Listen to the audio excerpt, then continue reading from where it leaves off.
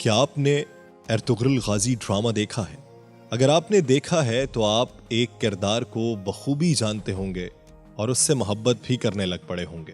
وہ کردار ہے بامسی بیرک، جسے اردو ٹرانسلیشن میں بابر کے نام سے پکارا جاتا ہے۔ آپ دیکھ رہے ہیں نکتہ، جس کے ساتھ میں ہوں یاسر رشید چودھری۔ ہماری اس ویڈیو کو مکمل دیکھیے۔ اگر پسند آئے تو ہمارے چینل کو سبسکرائب کیجیے اور بیل آئیکن کو دبائیے تاکہ آپ کو لمحہ بلمحہ ایسی معلوماتی ویڈیوز پہنچتی رہیں۔ بصورت دیگر ہمیں اپنی رائے سے آگاہ کیجیے۔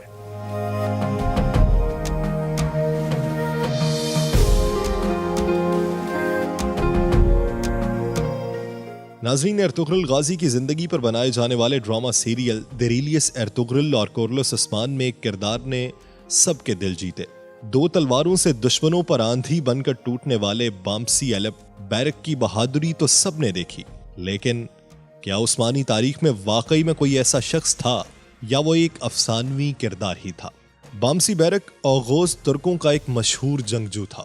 اس کی زندگی کے بارے میں اوغوز ترکوں کی معروف کتاب دیدے کرکوت میں لکھا ہوا ہے۔ دیدے کرکوت کی کہانیوں کے مطابق بامسی بیرک اوغوز شہزادے بیبورے بے کا بیٹا تھا۔ قدیم روایات میں ہے کہ ایک مرتبہ سب اوغوز شہزادے ایک جگہ اکٹھے ہوئے۔ ان میں بیبورے بے واحد شہزادہ تھا جس کی کوئی اولاد نہ تھی۔ وہ اس مجمع میں رو پڑا کہ اس کے بعد اس کا قبیلہ تباہ ہو جائے گا۔ اس کا نہ کوئی بھائی ہے نہ کوئی بیٹا۔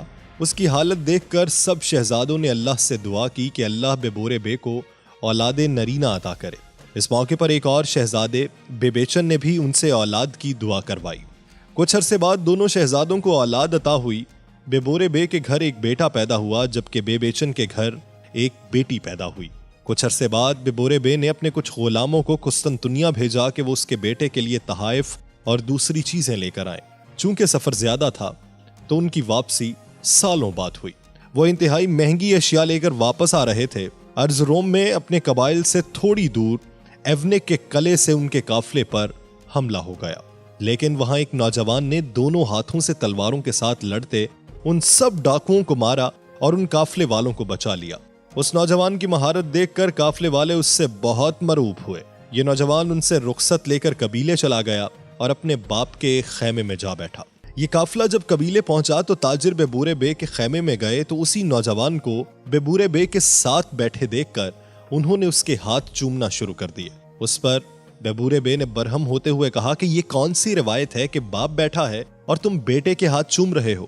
اس پر ان لوگوں نے قافلے پر حملے کی تمام صورتحال بتائی اور بتایا کہ کیسے اس لڑکے نے ان ڈاکوؤں سے بچایا۔ اس کا باپ بہت خوش ہوا۔ تب تک اس نے اپنے بیٹے کا کوئی نام نہیں رکھا تھا۔ ان قافلے والوں نے دشمنوں کے سر اڑانے کی وجہ سے اسے بامسی بیرک کہا، جس کے بعد یہی اس کا نام پڑ گیا۔ بامسی بیرک نے جنوبی کفکاز سے لے کر اناطولیہ تک بہت سی لڑائیاں لڑیں۔ وہ بہادر ہونے کے ساتھ ساتھ انتہائی نرم دل اور مزاحیہ شخص تھا۔ اس کی شادی بیبیچن کی بیٹی بانو چیچک سے ہوئی، جو کہ اسی کی طرح اوغوز شہزادوں کی دعاؤں کے باعث پیدا ہوئی تھی۔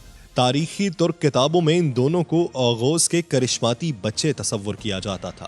شادی کی رات ہی اس کے خیمے پر حملہ ہوا اور اسے اونیک قلعے میں قید کر لیا گیا۔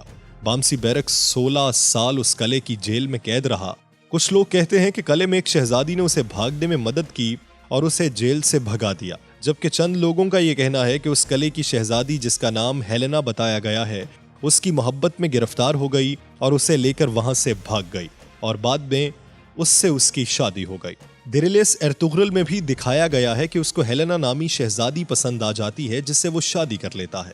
یہاں یہ بات بھی بتانا ضروری ہے کہ حقیقی زندگی میں بامسی بیرک ارطغرل غازی یا عثمان غازی سے کبھی نہیں ملا، بلکہ ان سے بہت پہلے کے دور میں گزرا ہے۔ ڈرامہ سیریل دیریلیس ارطغرل میں اس کا کردار اس لیے دکھایا گیا ہے تاکہ عظیم ترک بہادر کو خراج عقیدت پیش کیا جا سکے۔ بامسی بیرک کی قبر اناطولیہ کے قریب واقع ہے۔